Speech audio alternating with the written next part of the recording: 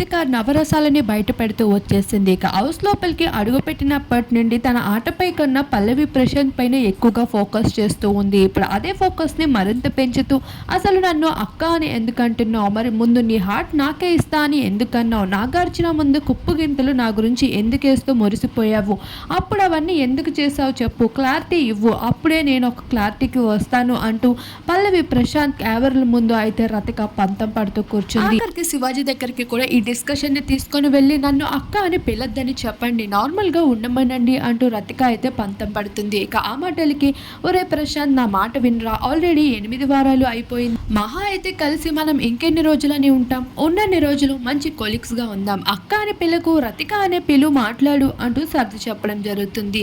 ఇక శివాజీ మాటలకి తలాడిస్తాడు ప్రశాంత్. అయితే అప్పటి వరకు అక్క అన్న ప్రాబ్లం లేని రతికకి వైల్డ్ కార్డ్ ధర వచ్చాక మాత్రం అక్క తొక్క అంటే ఒప్పుకునేది లేదు అంటూ పంతం పడుతూ కనిపించేసింది.